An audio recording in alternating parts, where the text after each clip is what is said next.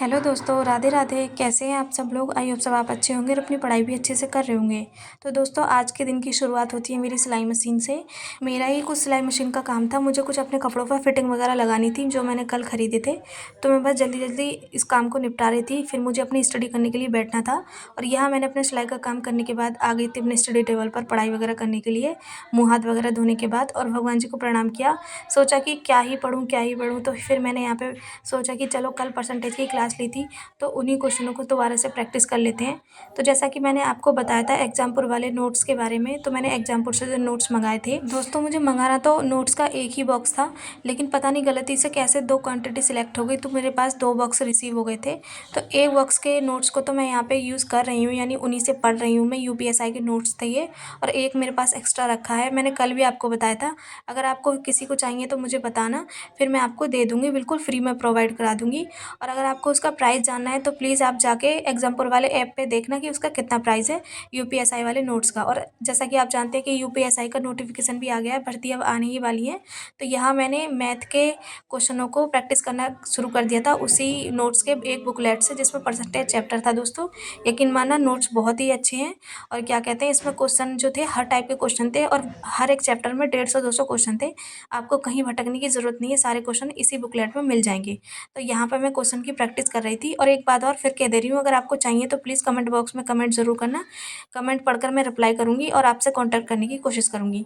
तो यहाँ जो मैंने परसेंटेज की क्लास ली थी वो दो दो क्लासें ले रही थी। जैसा कि आप जानते हैं कि परसेंटेज चैप्टर अपने आप में ही काफ़ी बहुत बड़ा है।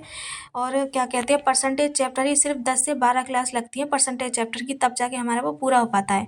और फिर देखो, परसेंटेज रहा, प्रॉफिट एंड लॉस रहा, एसआई रहा, सीआई रहा, और बट्टा रहा, ये 4-5 चैप्टर ऐसे हैं जो प्रॉपर परसेंटेज चैप्टर पे ही मतलब निर्भर है। अगर आपने ये अच्छे से कर लिया तो आप चारों सब्जेक्ट जो है अच्छे से सीख जाओगे दोस्तों। तो यहाँ पढ़ाई करने के बाद मैं आ गई थी अपने घुटने वाली चोट पर ट्यूब वगैरह लगाने के लिए। जैसा कि मैंने आपको बताया था कि मेरा छोटा सा एक्सीडेंट हुआ था, तो ये चोट मेरे लगी थी उस टाइम पर। डॉक्टर ने ये मुझे ट्यूब दिया था, इसे लगाने के बाद बहुत ही ज़्यादा दुख रहा था दोस्तों। तो यहाँ ट्यूब लगाने के बाद मैं आ जाती हूँ फिर बच्चों के लिए ट्यूशन देने। तो ये मेरे छोटे छोटे प्यारे क्यूट से बच्चे हैं जिन्हें मैं पढ़ा रही थी उन्हीं के घर पर।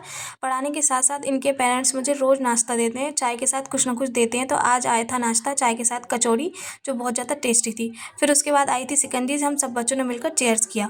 फिर वहाँ पर मैंने ट्यूशन पढ़ा दी थी। फिर मैं दूसरी साइड ट्यूशन पढ़ाने आई थी, जो एक प्यारी सी बच्ची थी अकेली, यहाँ मैं इसको पढ़ा रही थी। और इसके घर से भी नाश्ता आया था हम दोनों के लिए, वो थी मैक्रोनी। फिर मैं ट्यूशन पढ़ाने के बाद घर आ जाती हूँ और फिर स्टार्ट कर देती हूँ उन्हीं नोट्स में से एक बुकलेट में से हिंदी को पढ़ना। तो सबसे पहले जो मैं हिंदी पढ़ रही थी उसका मैं चैप्टर का नाम बता देती हूँ।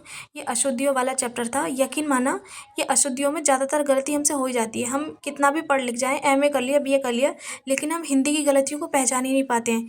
हिंदी कह तो देते हैं कि बहुत ज़्यादा ईजी है, लेकिन जैसा कि आप जानते हैं, आपने हिंदी पढ़ रखी होगी यूपी पुलिस के लिए, आप खुद पता चल गया होगा कि हिंदी कितनी हार्ड है।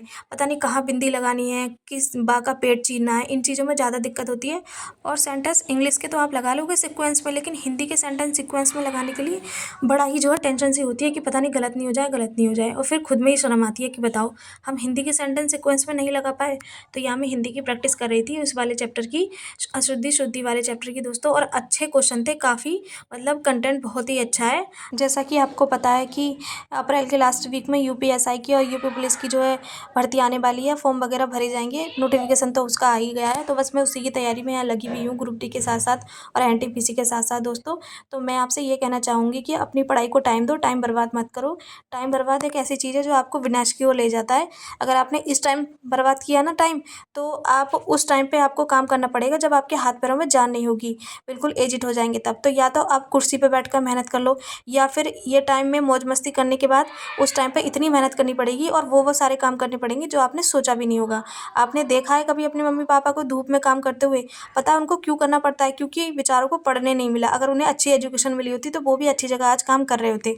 तो मोटिवेशन मोटिवेशन आप करते रहते हो। अगर आपको मोटिवेशन चाहिए ना, तो एक बार अपने मम्मी पापा की शक्ल याद कर लेना, फिर आपको खुद ही खुद मोटिवेशन आ जाएगा पढ़ने का। ठीक है, अगर आपका मन ना करे ना पढ़ने का, तो एक बार अपने मम्मी पापा की शक्ल अपने ध्यान में रख लिया करो। तो दोस्तों, आज की वीडियो में सिर्फ इतना ही। मिलते हैं नेक्स्ट वीडियो में, जब तक के लिए राधे राधे।